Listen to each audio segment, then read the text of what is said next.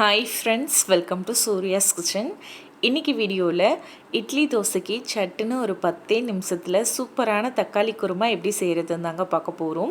இந்த குருமாவுக்கு தேவையான பொருளை நம்ம அரைச்சி எடுத்துக்கலாம். அதுக்கு ஒரு ஜாரில் ஒரு சின்ன துண்டு பட்டை, 3 கிராம்பு, ஒரு 2 ஏலக்காய், ஒரு அரை டீஸ்பூன் அளவுக்கு சோம்பு சேர்த்துக்கோங்க. கூட ஒரு 1/4 டீஸ்பூன் அளவுக்கு மிளகு சேர்த்துக்கோங்க.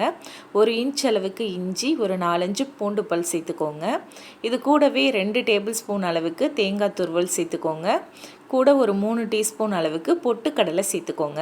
சேர்த்துட்டு இதை மட்டும் நம்ம தண்ணி சேர்க்காமல் நல்லா இந்த மாதிரி அரைச்சி எடுத்துகிட்டு வந்துடலாம்.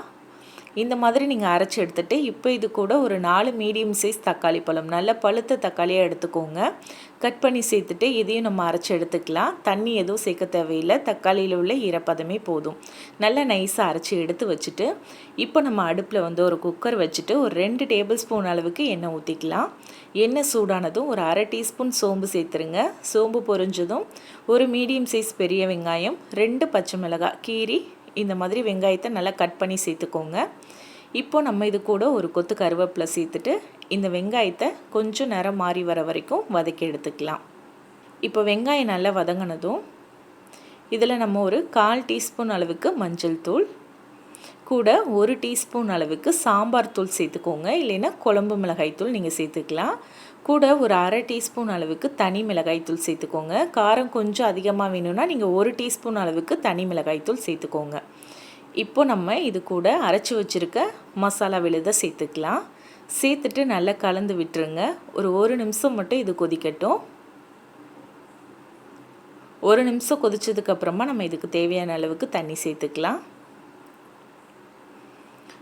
இப்போ நம்ம இது கூட அந்த ஜார்லேயே ஒரு அரை கப் தண்ணி ஊற்றி நல்லா கலந்து சேர்த்துக்கோங்க.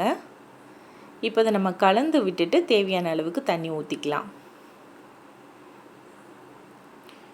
இப்போ இதில் நம்ம பொட்டுக்கடலையெல்லாம் சேர்த்துருக்கிறதுனால தண்ணியாக இருந்துச்சுன்னா கரெக்டாக இருக்கும் இது கொதித்து வரும்போது. இப்போ நான் ஒரு கப் அளவுக்கு தண்ணி ஊற்றிருக்கேன். ஊற்றி இதை நல்லா கலந்து விட்டுக்கலாம். இப்போ பாருங்கள், இந்த அளவுக்கு தண்ணியாக இருக்கும்போது கரெக்டாக இருக்கும். இப்போ நம்ம இந்த குழம்புக்கு தேவையான அளவுக்கு உப்பு சேர்த்துக்கலாம். உப்பு சேர்த்துட்டு நல்லா கலந்து விட்டுக்கோங்க. இப்போ நம்ம இதை மூடி வச்சு விசில் விட்டுறலாம்.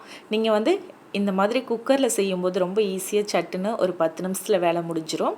அப்படி இல்லைன்னா நீங்கள் கடாயிலே கூட கொதிக்க வச்சு ஆஃப் பண்ணிக்கலாம். இப்போ மூடி ஒரு 2 விசில் மட்டும் வச்சு எடுத்துக்கலாம். 2 விசில் வந்ததுக்கப்புறமா நல்லா ப்ரெஷர் போனதுக்கப்புறமா ஓப்பன் பண்ணியிருக்கேன். நல்லா மணக்க சூப்பரான ஒரு தக்காளி குருமா ஈஸியாக ஒரு 10 நிமிஷத்தில் ரெடி ஆயிடுச்சு. இப்போ இதில் கடைசியாக கொஞ்சமாக கொத்தமல்லி தழை தூவி நல்லா கலந்து விட்டு பரிமாறினீங்கன்னா ரொம்ப சூப்பராக இருக்கும்.